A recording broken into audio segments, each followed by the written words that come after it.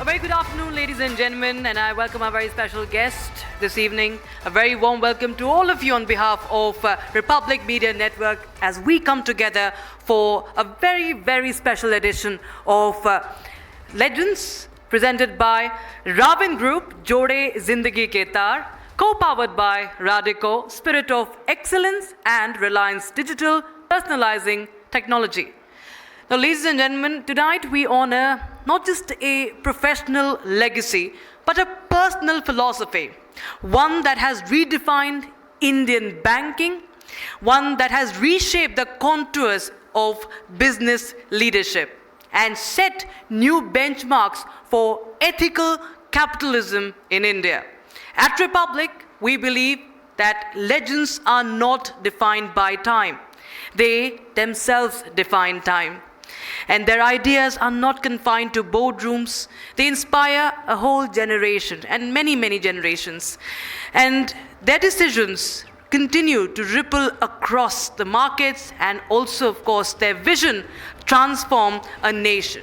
So to begin this evening, we take a brief look at the journey of a network that celebrates those who dare to build, believe, and also lead.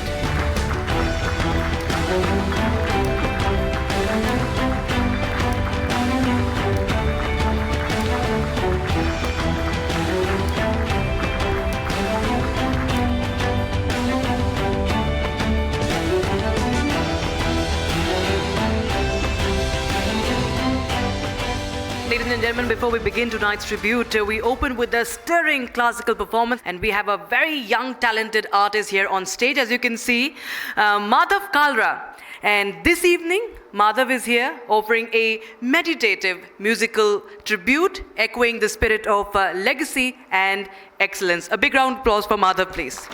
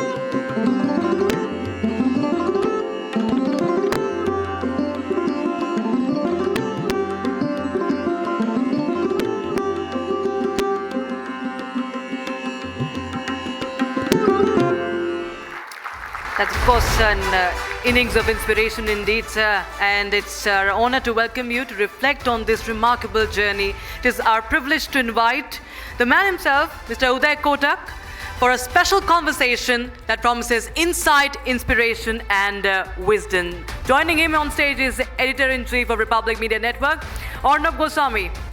Thank you so much, and a big round of applause, please.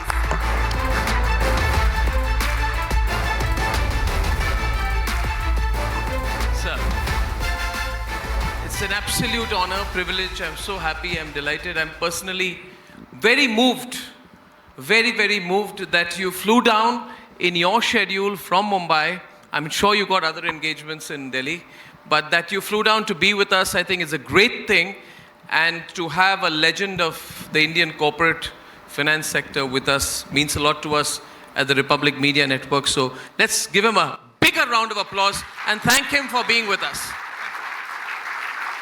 So a little bit of a personal angle I'd like to start with.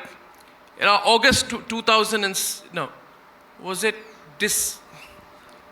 October 2016, I went to the office of Kotak Mahindra Bank, not for a loan, but I had a piece of paper in my hand, which I had made 5 copies of. And I walked in, and I said, I have an appointment with Mr. Uday Kotak. And they took me straight in there. I was so nervous because those were 5 copies of my proposed business plan for the Republic Media Network. And I told myself that if this man says no, because I was told meet a neutral person, Arnab. There are many people who will tell you for their own reasons, meet someone who has no agenda. I said, if this man says no, I'm not going to do it. And I'm grateful that you spent 2 hours with me.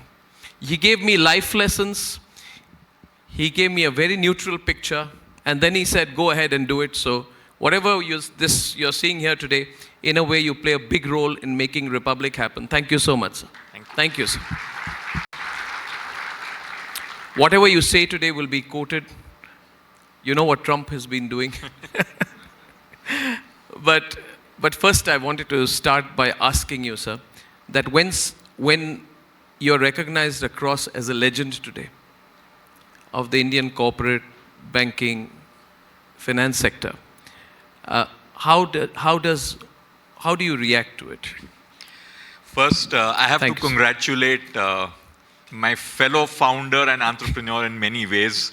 And we all go through the pangs and the pleasures and the journey of starting something and building it. So Arnab, congratulations in what Republic TV has become in 8 years. Thank you, sir. And making us all very proud of a truly national communication company which hopefully is going global.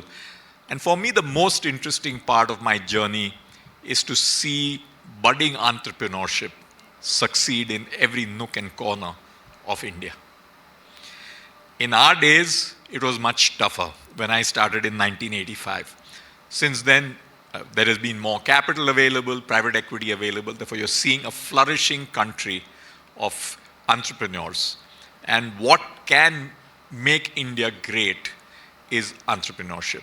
And the big challenge in entrepreneurship, Arnab, as you would have gone through in your own journey, is from the excitement of doing creative things to building and managing processes, procedures, motivating talent to join you, and consistently being passionate to create something, along with a certain purpose in your life.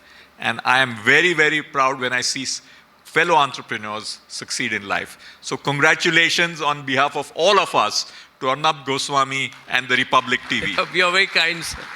You're very kind. So we want to get to know you better. In this series, the most exciting thing for a lot of our people who are here today is to know the person behind the headline, to know the person behind the name. Uday Kotak is a very, very, very big name. And we want to get to know you better. Wouldn't we want to start with a little bit about what makes a person tick? What makes a person such a big name? Today, if I were to say the top 3 people in the world of Indian business and corporate sector, he would be one of the 3. So I would say this to you. Anyone who knows you knows that family is very important to you. So I want to start with non-business questions. I think it matters the most to you. You grew up, as was mentioned, in a joint family, a bustling one. 60 people under one roof, something which is near impossible to comprehend for the nuclear family generation of today. And you've always said that you're a firm believer in the family concept. So can you just expand on that and how that has shaped your life? So I was born in a home with 60 family members. Hold it close. Huh? The mic close. Yeah. I was born in a home with 60 family members and one kitchen. For many people who know how tough it is to have so many people in one kitchen, you understand the challenges of a joint family more than anything else. But family gave me a deep sense of culture. It gave me a sense of learning to live with contradictions between family members, uncles, aunts, parents, grandparents, cousins, sibling rivalries. We all would go to school in the same car. For a while, it was the bus. Then we got upgraded to a car, an ambassador car, where 4 or 5 of us as kids would be hustled in together. But the bonding and the pleasure of being together was awesome. And when I started Kotak, there's one thing I said: I want to bring the family culture to the fore in how we build the culture at Kotak. And if I have to say there is one point which I would strongly consider as an important aspect in our journey, it's the bonding, the family culture, and a people sense, which is at the core of successful institutions. Does it help you deal with challenges also? Of course, and differences, because I think differences even in a corporate life. One of the most important aspects of people is how open is the leader to listen to a point of view which is different from what is a standard point of view. An openness to listen and have people who are reasonably critical of a particular point of view is extremely important for a leader. The leader may agree or disagree, but the ability to listen to a contrarian point of view is crucial for leadership. Are you patient? I think I'm patient. But let me tell you one thing, I was more patient at 51, which is where you are right now, than I am at 66. Why is that? I think I no longer run the business day to day. I'm non-executive. So you have to adjust more. I've changed, and therefore I don't have to manage large teams as I used to. And when I left Kotak, we were more than 100,000 people. So 100,000 people? That's the thing. And therefore you had to manage this, and I'm sure as you grow your people, and any entrepreneur grows people, the ability to have a different perspective, different points of view, but finally taking the decision which you have conviction in is extremely important. But weighing the opposing views as well. That's very interesting life lessons. I saw that part on cricket. Now, what is your relationship with cricket? It seems to me you have still not made peace with the fact that you did not become a professional cricketer because you had that head injury. Yes. And I wanted to, that was a match, Kanga League match. That's correct. Tell me about the day when the ball hit you on the head, when you had surgery at the age of 19. I was told you were captain of your college team when you were starting to do your MBA at the Jamnalal Bajaj Institute. That's correct. Tell me about the day, and how did you reconcile with what happened that day and what impact that day had on your life? So cricket was like a passion for me. I started from school. So this was at the 5th standard or the 6th standard. And I went to the Azad Maidan for the first time. And there was a coach who was supposed to be teaching us. And in the first few days of teaching, in addition to net practice batting and bowling, he would make us do fielding. And the coach was Ramakant Achrekar. Well before he started coaching Sachin Tendulkar. Yeah. And he was a very tough coach. And on fielding, if you dropped a catch, you got a big stump hit on your bum. He would just hit you hard on this thing and say you cannot drop catches. Catches win matches. And from that training to actually batting, I am very grateful to Ramakant Achrekar for the early lessons. The man is no longer, and of course he's now produced one of the greatest cricketers of India, Sachin Tendulkar. So cricket was very much in the blood. For me, studies was a byproduct. I loved sports and playing cricket was fun. And therefore, after I completed college and I was playing this match, I was hit by a cricket ball and running between the wickets, a fielder from extra cover threw it and hit me on the head. Within an hour or so, I was fully unconscious. My left side was paralyzed. Rushed to hospital, brain surgery. And next morning, I was alive. So it was like a second life for me. But since then, my grandfather particularly said, no more cricket. And I just joined the Jamnalal Bajaj, and I hold the unique distinction because I lost a year because of cricket, that I completed my 2-year MBA in 3 years. So it took me longer, but I moved with the same passion into what I did. And at college, and this is again a very important lesson, you need some mentor. So one of my professors was a corporate finance professor called Professor Mankekar. And he was a finance manager in L&T, but every day after his class, he would be going to the stock exchange. So I literally, with his, holding his finger, literally to say, I started going to the stock exchange with him. And he was a very smart finance man. He's probably one of the most successful investors. Many people know about him, Professor Shivanand Mankekar. Yes, much has been written about Yes, and some people say he is like the buffet of India. So, Yep. And I learned finance from him. What is it that you learned that others did not learn? And he said, P&Ls don't matter, profit and loss account doesn't matter. What matters is cash flow and discounted cash flow. You must make sure that you are focused on cash flow in the ultimate analysis, because that's what will count. And these are some very simple principles which Professor Mankekar taught me, and I'm grateful to him. So, can you explain that in layman terms? That basically now, in this day and age where everybody wants to be a dollar billionaire within 6 months of getting the first round of funding, and everybody wants to be a unicorn, what does that mean, what you said?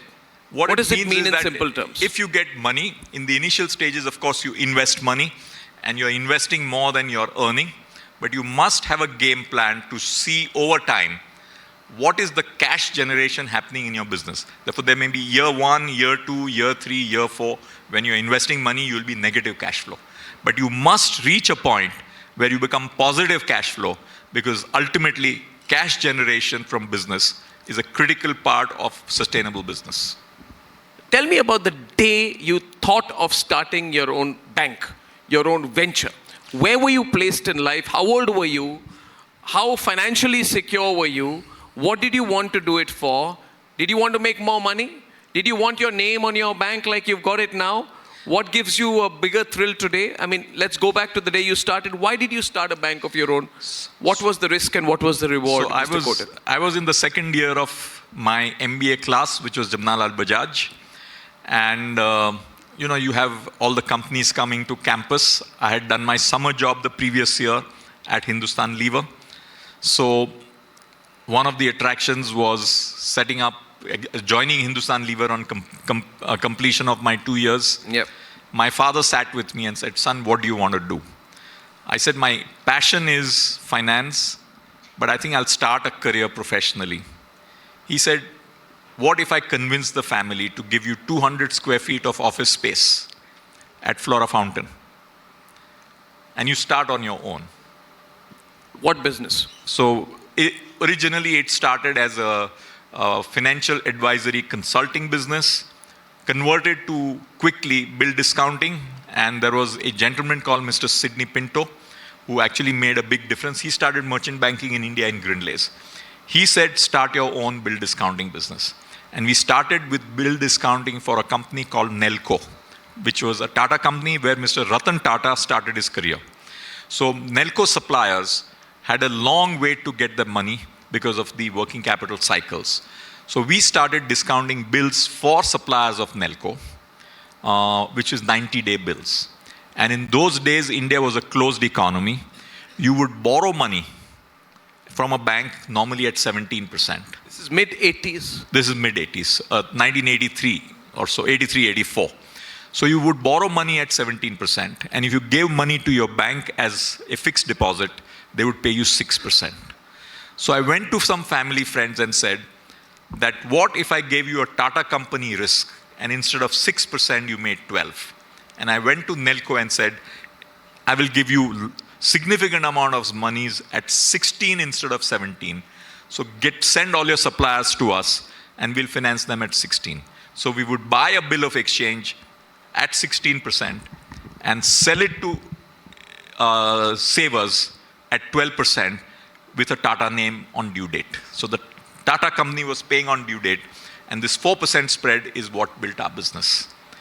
After that, another very interesting thing happened, and this is the story of Indian consumer and the Indian industry. Till 1989 in India, nobody financed cars. And consumer finance did not exist. For the first time in India, Citibank started financing cars.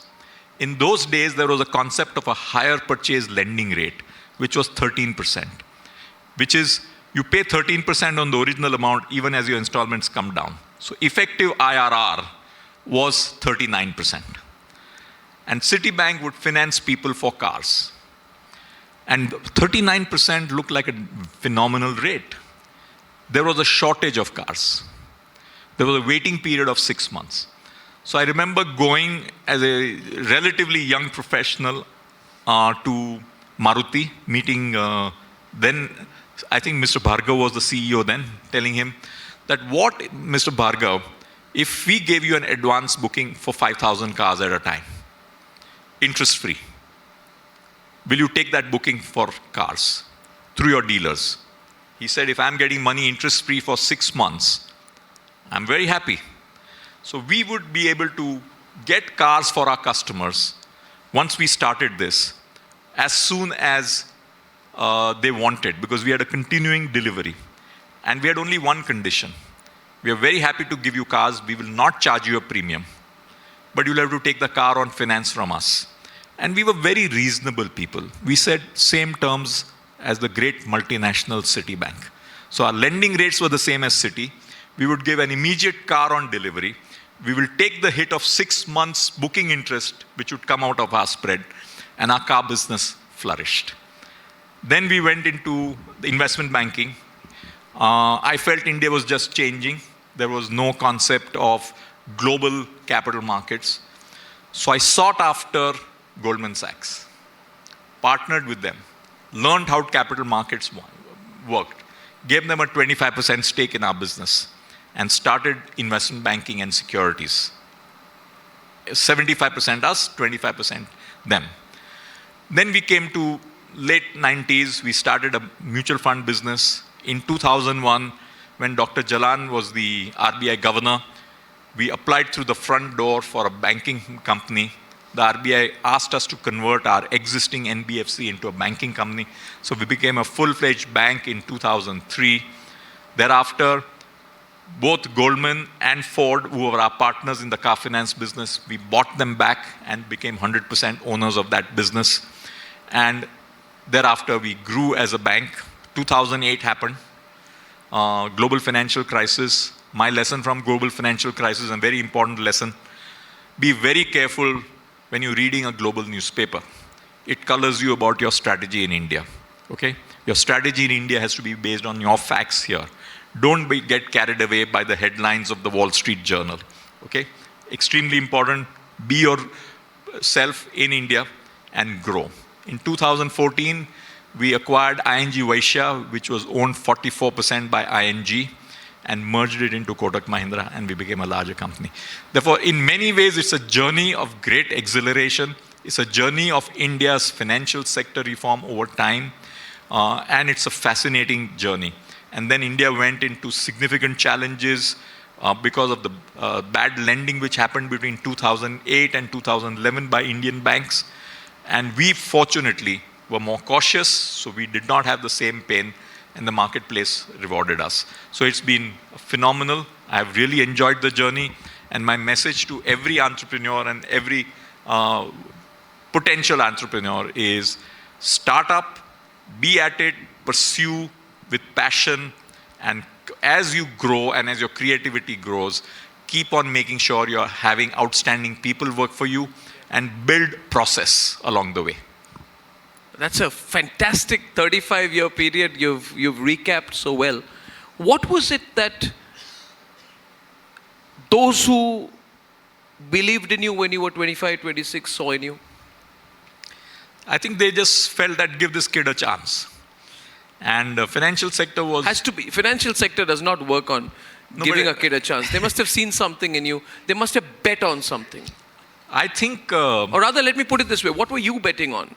Because you were taking significant risk to say, I'm going to sell 5,000 cars, to go to Citibank and say, I'm going to make sure this happens. And then go back and have a percentage of interest. And then your margin was only 4%, but you were keen on getting the business first. Yeah, so correct. What were you betting on? What I was betting on was India's story. That India in 1983, 84, you were betting on India's story. Absolutely. Was there a story to tell then? It was a story of a very insecure India. It was a story of most of my friends wanting to fly overseas and settle down overseas. Yeah. I took the contrarian bet. And having taken the contrarian bet, I bet on the financial sector. And that's what worked. It's fortunate because of a very closed economy. The financial sector was closed. It was just opening up. And we were lucky to be at the right place at the right time. Was that all? I mean, for me to say anything more, it's not fair. No, but you were taking the decisions very quickly. Like when you gave 25% to Goldman Sachs, did you think, I'm going to let Goldman Sachs in and they're going to try and tell me what to do, I'll lose my independence? Was that a thought? No. Did they try to do that? No. Which is why they were 25% and we were 75%. And Goldman was betting on us rather than us betting on Goldman. No, I find your bet taking very curious, and I want that to be one of the learning lessons of this Legends episode, because you are from a business family, but they were into, I think, cotton business, and you got into a completely different area of business. So we still want to understand what made you take that plunge. And I found a quote very relevant in this regard. To put it in your own words, you said, the trouble with opportunity is that it never announces when it comes. It's only after it's gone that you realize that you missed it. What did a 26-year-old Uday Kotak think about opportunity at that point of time? I think my view was that India's financial sector will open up. Therefore, get into each and every area of financial intermediation. One. Second, very important, along the way, and something I followed all the way, that whatever you do, make sure it is within the law. Don't do anything which is outside the law. Therefore, even in bill discounting, we had a thorough examination that what we were doing was something which was permissible as an activity of buying and selling bills of exchange. So every step of the way, stay within the law and make sure that you're building a business on sound principles. But keep on taking the opportunity as it comes. Therefore, if you go step by step, when India was opening up on consumer finance, we were there. Yes. In investment banking, controller of capital issues went in 1991, we got into investment banking. Mutual funds, we got into in 1998. Life insurance in 2001, and banking in 2003. Therefore, the view was clear that India is opening up. Get into any aspect of financial intermediation as soon as it opens up. And don't use your head too much. Buy talent, buy expertise, but get into the business. So get into the business, get market share, keep your cash flows going. Yes. Right? Be conservative and yet be audacious when it's required. Correct. Which is why you say always go for growth. Absolutely. Your quotation is go for growth. Let's get enterprise and animal spirits firing. Can you explain that comment of yours, which you've always repeated on many occasions? I think very important, and this in my early journey, and I would like to say that Indian spirit, for the first 20 to 25 years of our journey, we really had the spirit. And even in the last 15 years, if I say, I would like to believe that spirit has been enhanced. especially in the last 10 to 12 years, that you can do things. You must aim big and go after it. However, one of the challenges is that as the Indian financial sector has grown, we also have had significantly more regulatory guardrails, which is fully understandable and required. Yes. Having said that, as we grow, we must always keep the development and enterprise aspect alive and kicking. We should not reach a situation where, if I give an example, that if we should not move to a situation of zero accidents. A zero accident policy is a high risk to growth. Minimizing accidents is important, but a zero accident policy actually curbs growth. And in the backlash of what happened to the Indian banking sector between 2008 and 2013-14, when Indian banking really went berserk in the terms of credit, made us cautious to be lending boldly, fully understandable. But going forward, we need to make sure our focus is development and enterprise and minimizing accidents, not zero accidents. Yeah, I find that very interesting because, recently I was talking to someone, I said, why did we not move our defense industry fast enough? And the person said, well, you people in the media are responsible. I said, how are we responsible? They said, you were reporting so many scams, so the government wasn't clearing the budgets for defense, thinking that everything would be seen to be a scam. So I found that very self-contradictory, because if there's nothing to hide, there's no reason to not move. The fact that you stopped decision-making means that you were doing something wrong. So I find that very interesting. Now, in the present situation, we are in a very uniquely poised situation. We heard the Prime Minister say fifth, fourth, third largest economy. He said that in the US Congress, and I'm sure not everybody was happy about it. They may applaud it. So in the present context, I'm trying to now get you into the present context in which we are. When Mr. Piyush Goyal was speaking at a startup event recently, that comment went viral, where he said, where are India's startups of today? We are focused on food delivery apps, turning unemployed youth into cheap labor so that the rich can get their meals without moving out of the house. Now, that comment was seen a bit out of context. He was making a deeper comment on the need for us to have an economy that is focused on research, development, innovation, and manufacturing. It was not just a critique of the gig economy. Now, we have a gig economy versus deep tech issue going on in our country. How do you view this? Because we have to understand the message that needs to go across to India's youth, to India's startups. They're not about making money. It's about doing businesses that grow your country as well. You're constantly talking about betting on India. But then we need to bet on those areas which will make our country great. Yeah. Are we doing that enough, sir? I think I will add a couple of points. First, I actually believe the next generation of business families is becoming too much of financial investors instead of going out there and building businesses, operating businesses. They're investing existing money. Yes. Created by the family and saying, oh, I'm running a family office as a young guy of 30 or 35. Instead of saying, I'm out there in the trenches building something. What India needs is middle manufacturing. We have done a lot for MSME. There is a large amount of big business, or at least there are very big players. What we need is middle India in manufacturing. And entrepreneurs of today, startups of today, don't go into middle manufacturing, which is sizes or project sizes between 50 crores plus, which is the MSME limit, to 1,000 crores. This is the area where we must make it interesting for fresh entrepreneurs and provide capital, including startup capital and, if necessary, support from government to build middle manufacturing in India. India's manufacturing share of our total GDP is now 14%. For us to become a truly global power, we need that to be in the 20s. And I would go all out to support technology related to manufacturing along with research in a whole host of areas to get a better balance in addition to the huge growth in services. I think agriculture will come with its challenges. We should still build it. My father is a great believer in Indian agriculture.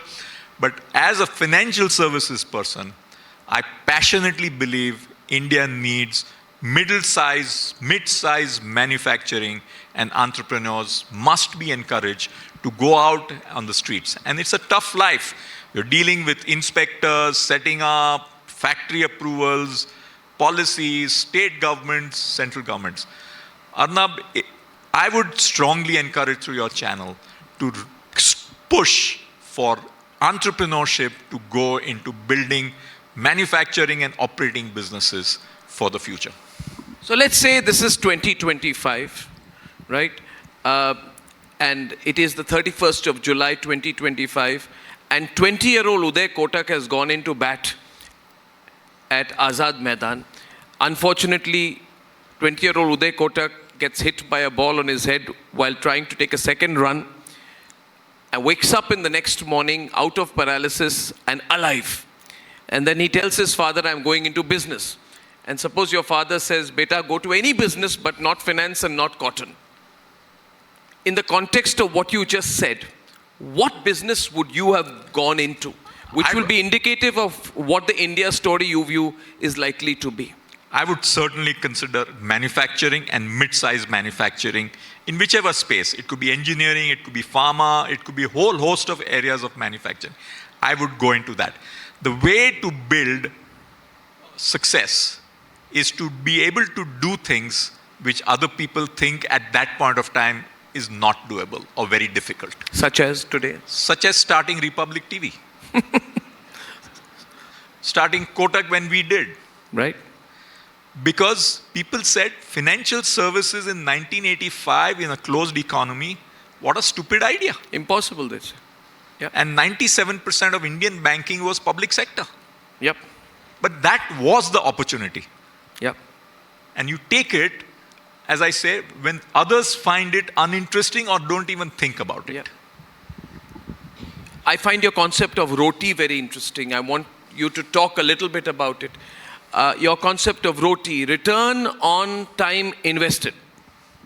Return on time invested is a concept which fascinates me a lot, right? We need to use it in our daily lives in every way. And who better to learn this from than Mr. Uday Kotak himself? You've often said, go relentlessly for productivity, but believe in Roti, return on time investment. Can you expand on it with any real life examples? जिस देश में गंगा बहती है उस देश में रोटी बढ़नी है. How do we increase return on our time invested? Each of us has a limited time on our planet Earth, professionally or otherwise. Okay? For every moment we spend, are we feeling that we are making progress at the speed at which we need to? And let us measure, and this actually comes from the concept of discounted cash flow. Okay? It's discounted cash flow of a lifespan. Okay? And I do believe India can do a lot more in this area of Roti. We need to get our judicial system, our overall administrative system, the reform system to make return on time invested for every Indian better. Relentlessly focus on Roti and change the destiny of this country. Why should cases in courts take years? It moves, I think it's one of the most fascinating intergenerational stories about how the court case of a grandfather continues. 100%, absolutely. And similarly, in many areas, Roti is what is holding back even, say, manufacturing. Why do people go into services or food delivery and all that? Because Roti in manufacturing is difficult. How do we make Roti easy? How do we make it attractive? Therefore, Arnab, that is what we really need to crack. Day-to-day life, sir, what would it be? Day-to-day life is, when you are doing your business, your work, take your calls based on how you will get return for what you're doing. Return in not just financial terms. It could be pleasure, it could be satisfaction, it could be completion of something. Learning. Measure. Measure what you do and how can you do it more productively. Because finally, there's a finite time each of us have in our lives. And if we don't measure return on our time, Roti will really hurt us in terms of our long-term future. Yeah. personal observation. You've served corporates, you've built companies. People like Uday Kotak should be serving the country. My personal view, do you agree with me, ladies and gentlemen? In today's day and age of Donald Trump, Trumponomics, we have to come to the subject of the day. And it's so interesting. Yesterday when this happened, I said to myself that Donald Trump probably knows that Uday Kotak is coming to Republic, so he can get a headline out of him. Now, the question we need to know and the question the world wants to know, how do we deal with Donald Trump? You know, yesterday I could not believe it when he says, and the way he speaks. So there are many things. There are the way he speaks and the decisions he takes. 25% plus 10%, and then as if that is not enough, then you go and call the Indian economic policy, tariff issues obnoxious. As if that is not enough, you say, I am going to help dig oil in Pakistan. I think Pakistan will one day export oil to India. And that is not enough. Then post on Truth Social saying that I don't care about the dead economy of India and the dead economy of Russia. Good luck to them, etc. You know, so it's, it seems petty, of course. You know, there are a lot of people who say ignore him, but then we can't ignore the economics behind it. So can I have your overall understanding and sense of the situation and how you would have dealt with it, sir, if you were in government, and what you feel about the way the Modi government is dealing with this present situation, sir? Thank you, sir. Arnab, I believe in a first principle, simple line. Power is power. And Donald Trump has inherited US power. It is the power of the US dollar, it's the power of the US financial system, it's the power of the US military, it's the power of US hegemony in terms of being the largest economy in the world. It has happened over a long period of time. Donald Trump is sitting on that seat and leveraging that. You can do it in the short run. And he's doing it in the short run. I genuinely believe over time, there's a very important aspect of trust. Why do people put money in dollars? They trust it. And trust takes a long time to build, but can be eroded very fast. And I genuinely feel that the approach which the US has taken may serve it in the short run.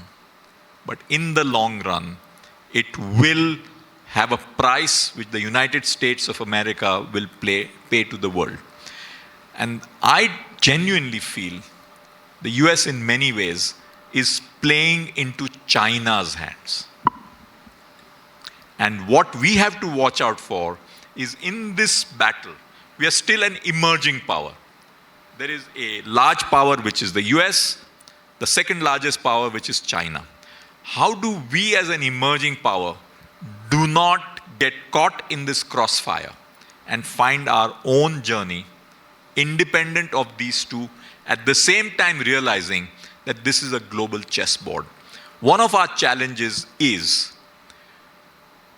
we have a certain important agenda, which I always call is the domestic political economy. Political agenda, yes, yes. And then there is a global agenda. At times, the narratives between the two have to be distinct.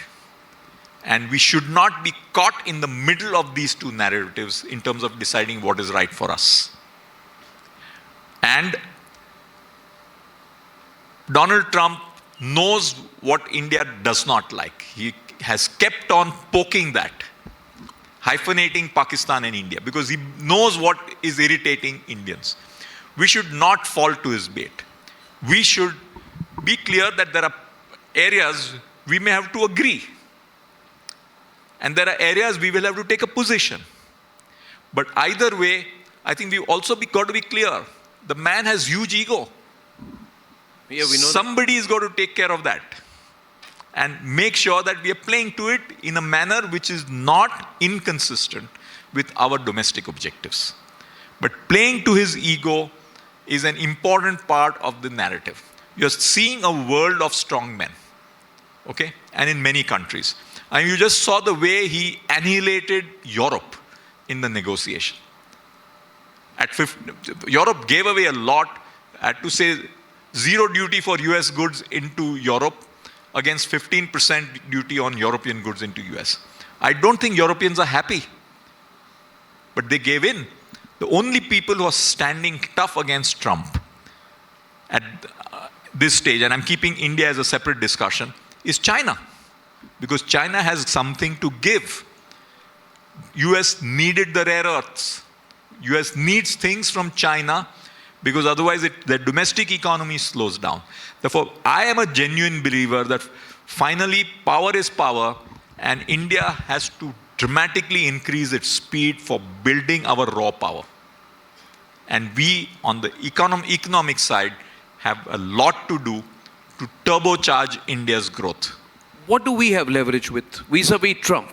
There must be something he wants from us. Now, we can't give in on everything on agriculture because we have our own domestic interests, not just our domestic politics to take care of. And he's pushing agriculture. He's pushing dairy products. We have our farmers. We have our Amul. We have our local interests, which we also need to protect. How do we balance it out? Because he's going to be unrelenting here on. And how much can this hit India if this continues unresolved? This is a game of chess. What stops India from posturing for a better economic relationship with China? Our strategic relationship has not been seen to be very good. I'm talking about economic relationship. Can you separate the two? My view is we have to play the cards which will make the US uncomfortable.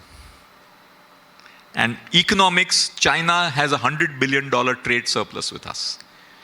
We have taken a strategic call that we will get closer to the US and to that extent be a little distant from China.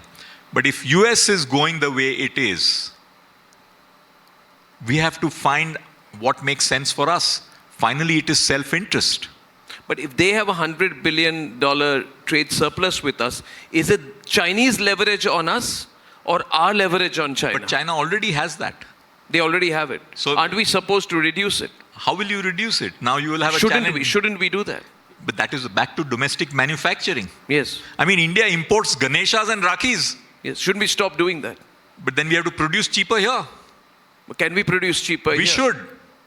And mixers, grinders, Ganeshas, absolutely. Rakhis, everything. What can India do to make things in time, that is return on time invested, and more productively and cheaper? But that will take time. But you have to start. But do we have that time with Trump also breathing down our neck from the other side? What's our choice? What's our choice? Do we have a choice? We have to go whole hog turbocharge. If necessary, the government has to give steroids for building. What steroids would that be? I would say give capital support to mid-sector Do manufacturing. we have that level of capital available? I think the government has to give it out of the budgets. One of the great things India has done in the last few years is phenomenal macroeconomic stability. Great control over fiscal deficit. We got to manage that. I think there have been many areas of success on our macroeconomic side. We have to use that leverage to turbocharge India's businesses. But you're also walking a thin line geostrategically. You mentioned domestic politics to be one thing and international economics on the other. Yeah. May I add a third dimension, which is geostrategic stability? We've been through Operation Sindoor. We don't like the hyphenation with Pakistan. It's unfair. But the fact is that we have a long border with China. We have a long, troublesome border with Pakistan, right? And a line of control. We have to hold our own. We are in no camp, right? And we are still a few years away from getting to that level of defense production and capacity that we should to counter China completely. So what do we need to do? I mean, I think this government's got a lot to do in the next 2 or 3 years. Arnab, the biggest strength India has is its domestic part of the economy.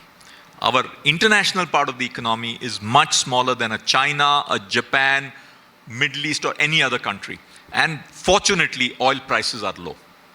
So we are in a reasonably good macroeconomic situation. And this is the time to turbocharge at steroids India's domestic economy, finance it, grow it, and relentlessly focus. Keep buying oil from Russia. I don't know the impact of that. That's a matter of negotiation. What would you do? It depends on what the terms of sanction are. So that's a simple trade call. But then you'll spoil the relationship with Russia if you relent there. Look, you have to figure out what it costs. Finally, we have to do our self-interest. Go back to cash flow. How much is the cash flow you'll give up for what? And that's the trade you have to calculate very carefully and very smartly and succinctly. Do you think we're in for rough weather in the next 2-3 years? I would like every Indian to assume we will be in rough weather and prepare to do very well in rough weather. Men and women and strength are built not in good weather. It's built when the going gets tough. Oh, that's amazing. And the going gets tough, tough get going. Indians must wake up. We should get out of our comfort zone that everything is great, even if it is. Let us have a sense of a paranoia. Okay, India is going to be getting attacked from the global side. What are we doing? How are we shaking ourselves? And it takes me back to the 80s and 90s when many of us were very insecure about India's future. Yes. And we were convinced we'll build it. You remember in 1992, when India first started opening up, there was this so-called Bombay Club worried about being attacked by the foreigners. Yeah. But that same Bombay Club and manufacturers, whether it's Tatas, Mahindras, Bharat Forge and Kalyani's, Bajaj, they all woke up, and by year 2000, Indian manufacturers started competing with the best in the world. So where is that sense of paranoia in every Indian? I genuinely believe Indians should get out of their comfort zone. Yeah. This is the time for Indians to wake up and say, next 2 or 3 years are tough for us. I almost think you're like a prophet. Do you see this coming 2 years back when you came to my event? Mr. Kotak came to my event 2 years back and he said, de-dollarization. And I said, many people said, is Mr. Kotak overreacting? When he said that, and his words were, the US dollar is acting like a vacuum pump, sucking capital out of the emerging markets. Stop being dependent on the US dollar. Now, this is what he said 2 years back. And so he's like, I thought, is he being paranoid? But now when I see Trump doing the kind of things that he does, probably you factored in that a day will come when India's growth will be disliked by other countries. Absolutely. We have been in the wrong view that the world will like our growth, because when we move from middle to great, the world will see us not with curiosity but as an enemy. Yes. And that is beginning to happen. So, and we saw that when the BRICS meeting happened recently, Trump immediately reacted. All of you people in BRICS will be given 10% plus penalties. You spoke about these alternate financial instruments. And Trump, you mention an alternative financial instrument like a BRICS currency, and he throws a fit. We've seen this happening. So something interesting is happening to the world where Trump is saying, America, America, MAGA, MAGA, dollar, dollar.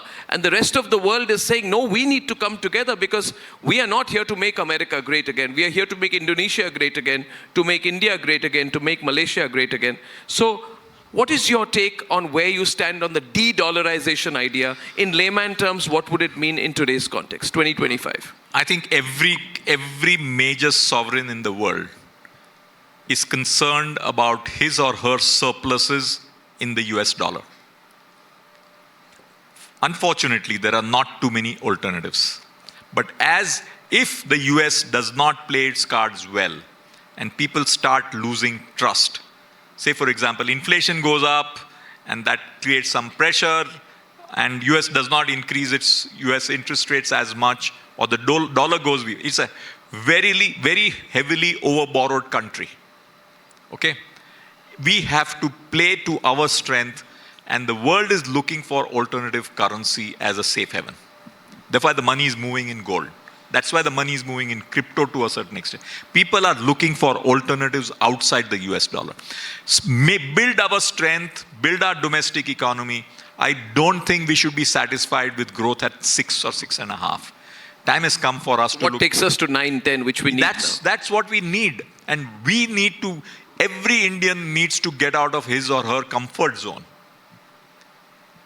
Even if we are doing well, let us shake ourselves that next 2 or 3 years, we have to really go after it on the assumption that we will have tough times. I'm not saying we will have tough times, but if we assume we have tough times, it will harden us and wake us up, to shake us up, that India needs the mojo seriously. Operation Sindoor saw that in the defense Yeah. sector. It was that, it was like the COVID moment in another context that we never expected coming, but it came. So we saw the 4-day conflict with Pakistan. What is your view on defense spending? What is your view on what we should do for the defense industry? I've said why wouldn't you do more in that regard, sir? I would say, I've said this at least 2 or 3 years ago. India's defense percentage spend is much lower than what it should be. It's around 2 or below 2%. Okay, we need to dramatically increase that. Okay, Europe is talking about 5%, and with the kind of neighborhood we have, and if we believe we are building domestic defense strength, I would want India to build India's defense by 0.5 percentage point of GDP higher every year for the next 5 years. Keep on increasing your defense spend. That builds your domestic manufacturing. People forget, and I'm not suggesting like that, but World War II created huge number of manufacturing post-World War II as well. All the defense companies became great manufacturing companies. Most of the German car companies were defense companies in World War II. So what does India do in defense? That's a way of building our manufacturing. And I don't think we can trust other countries' defense weapons, because they may not give it to you at the right time. Or they may not give you the complete key. Or they may switch off when we don't want them to. Therefore, it is to be, if India has to be Atmanirbhar, defense spend and defense domestic manufacturing has to be one of the core pillars of the next 5 years. Absolutely. So you're saying we need an institutional change overall. We're going to open up for a few questions also in the course of this. Can you tell me, what do you think India is not doing right now, from an economic perspective, where we should be doing much better? Because we can't be in this self-congratulatory mode, there must be something that we need to reset immediately, given what's happened strategically and economically. Operation Sindoor, Trumponomics and everything. What do we need to figure out and change fast as a country? India is too much in what I call the cruise mode. Cruise? Like we believe we are all cruising along. Okay? And too much easy money in the stock market. Everybody wants to be in the stock market. Why should I build or run or operate a manufacturing company when I can make 15% in the stock market or 20% in the stock market by investing in small and mid-cap stocks? I don't need to do anything. I just need to roll money. Change the narrative. We have to get out of our comfort zone. What is the comfort zone? Comfort zone is, we are now all much more secure. Okay? And we need to shake Indian business, Indian entrepreneurs, Indian professionals from a mindset where everything is okay, to a mindset, God, we have big challenges next 5 years, shake up and wake up. Yeah. When you were coming, one of the people we invited who couldn't come today is the founder and the CEO of Jana Bank. You know him very well, sir. And he sent a message. And I've seen you repeat this word, paranoia, so many times. Ajay from Jana Bank, sir, you know him, sir. He said, Arnab, in one of the leadership talks to the team, I had asked Uday what kept Kotak Bank in such a healthy shape. And he said it was because he was always paranoid. Paranoia for something which will go wrong, which kept him alert. I liked his candidness so much that I named our conference room in the office with the same name. And he sent me a picture of a conference room with the word paranoia. So I'm taking this away from you because it means a lot. It could mean to somebody, journalist at Republic. It could mean something to a reporter, an anchor, a producer, a journalism student. Paranoia, the book, Only the Paranoid Survive. You've repeated this word at least 20 times in this conversation. I love it because, this keeps me going. But can it drive a person crazy as well on a lighter note? I think if we don't drive ourselves crazy, we don't succeed. That's beautiful. Okay. Ash, that's for you. And one of the biggest things which I caution every one of us. And it could be the businessman, it could be the politician, it could be a leader in any field. Yeah. Complacency of success. Beautiful. The danger of short-term or medium-term success is it makes us complacent. And that's the beginning of the failure cycle setting in. That's beautiful. See, in a front row, we have our group CFO and our group CEO. We are going to rename their rooms. We will call Mohit Dhamne the group CFO's room. We will title it Cash Flow. And we will title our Harsh Bhandari CEO's room Paranoia. But this is beautiful. These are real life lessons. Absolutely. You can't learn this in a B school, you know. This is what I love about the Legends series. It's real life lessons. This is wonderful, wonderful. 50 years, my last question, and then I'll throw the mic open for a few. 50 years of Kotak Mahindra Bank. 1984. No, Yeah, 40 years. 40 years. 40 years. Long time. Is longevity success or something else? No, don't take longevity for granted. No? And no. There are people who say, my company's been on for 20 years, that is my success. Somebody says, my company's 50-year-old, that is my success. You don't think that's success? If you take the S&P 500 Yeah. and take companies which were there 100 years ago versus today, I think the number is less than 10%.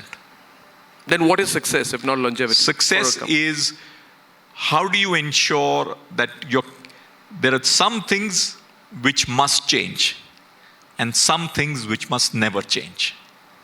Things which must change is changing with the times. For example, we are moving to a digital world, a creative world, the design world, the AI world. Those things must change in your company. There are some things which must never change, which is culture, our family values. Yeah. Believe that always follow God-made laws. We know what God-made laws are. Truth, trust, things like that. And those must never change. So longevity is about getting it right between what must change and what must never change. This is a wonderful learning experience for me. Round of applause for him, sir. This is inspiring. It is real life. You're a grounded and earthy man. Thank you. Yeah, the beauty of the Legends series, and we have Asha Bhosle coming up soon in a few days, you know that. The beauty is when you meet the legends, they appear so real. They appear so real. They appear so grounded. They appear so humble. And I loved it the way you spoke to our people in the newsroom today. You made them so happy. They'll remember that moment. Shall we throw the mic around for a few questions? Do we have questions? Shall we take 4 or 5 questions? We already see 5 hands up. Can we keep the questions short, quick? To Mr. Kotak, if you can introduce yourself, sir, please, and then throw the question here, sir. Good afternoon, sir. As MP Singh, I'm a business consultant in aerospace and defense field. You mentioned about like we start the strong economic relation with China. Is there any other option as well? Is there any other option? Any other option than, compared to China? Then a strong equation with China, and then a strong economic equation with China. I think I look at 3 powers today. Big powers: China, Europe, US. We have to decide how we play our game with each of them. And of course, the 4th power, which is becoming more powerful, is the Middle East. Middle East, yeah. Okay? But the Middle East normally doesn't like to take on any of these. Yes. Okay? But these 3 powers are the key powers, and we have to play our game with each of them for what makes sense for us. And we have to be clear that we should not be in a situation which puts us at odds with all the 3. We need some friends. And how do we get that? Sir. Sir, I'm Dr. Ranjit Kumar, and I'm a new entrepreneur into IT services business. I run an IT company, IndiCorp.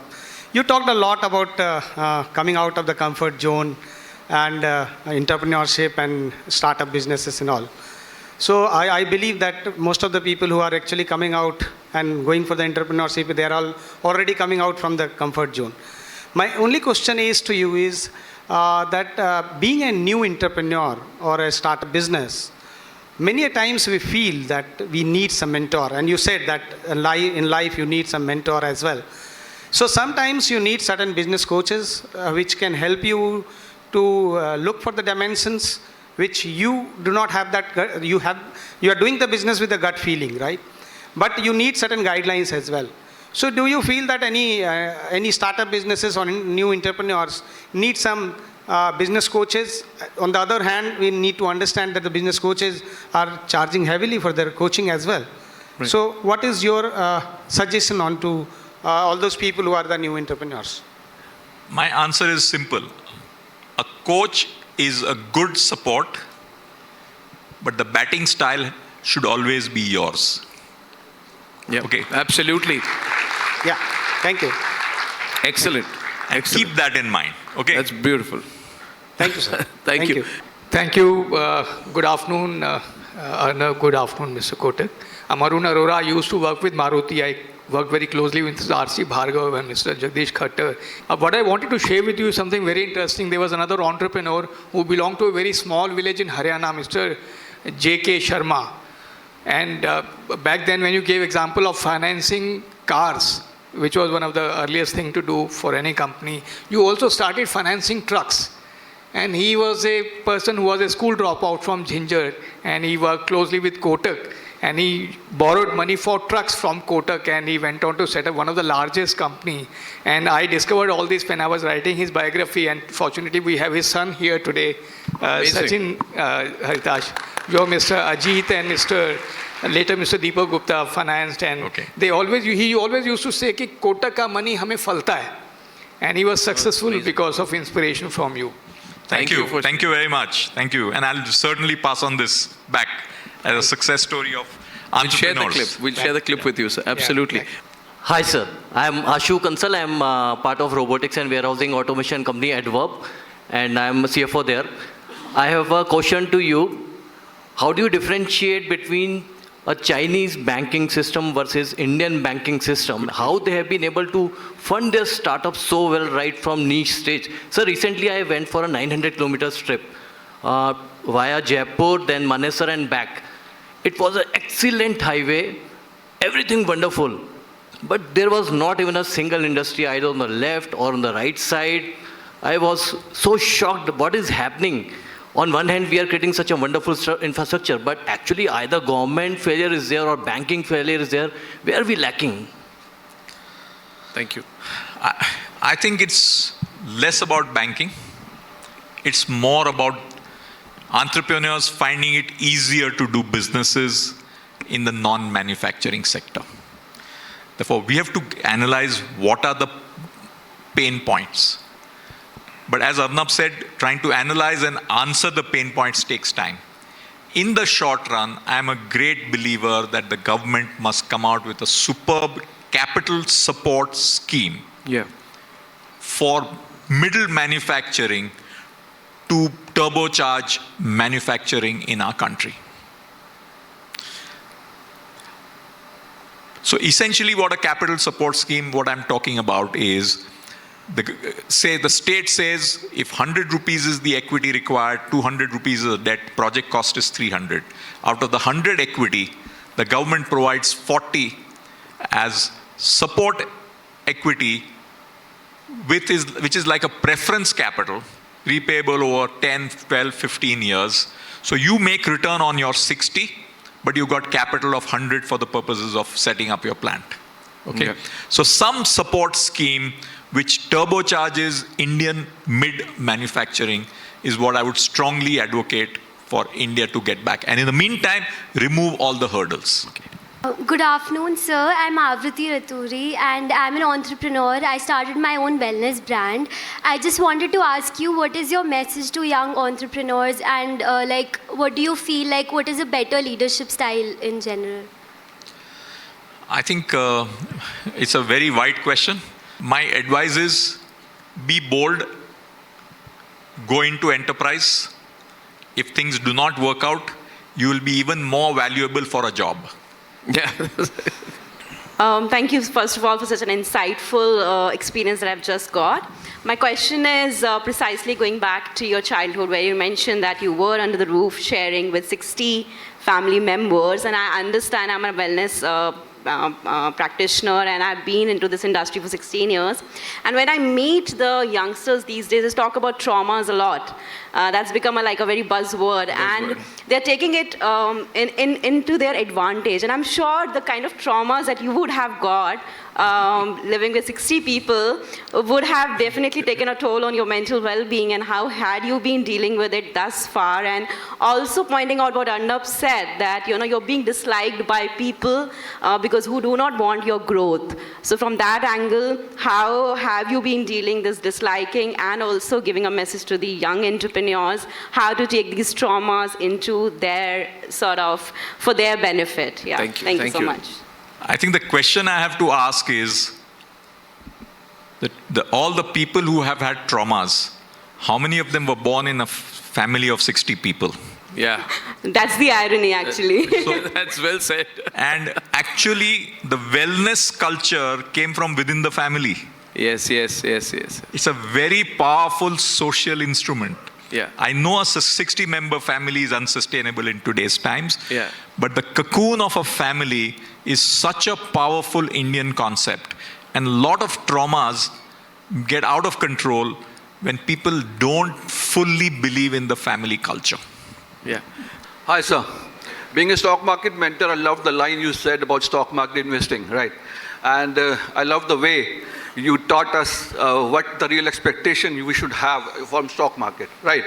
That our broking industry, what can our broking industry actually convey to the people, and what can it do to actually make the youths of India today realize what is actually the real expectation we should have from stock market? I think about the stock market not as a casino. Well, thank you. Think about it as a place where you have capital formation for the country. That's great. And price discovery. The core of a stock market is capital formation place for the country and price discovery for investors. And when you forget these two, there is a challenge. And there's a very famous John Maynard Keynes statement that speculators are like a steady stream speculators are like bubbles on a steady stream of enterprise. That's fine. The problem arises when the enterprise becomes a bubble. Right. And we have to avoid that. That's well said. Thank you so much. Such good life lessons, sir. Thank you very much. Ladies and gentlemen, a big round of applause for Uday Kotak, sir. It's been a total honor to have you.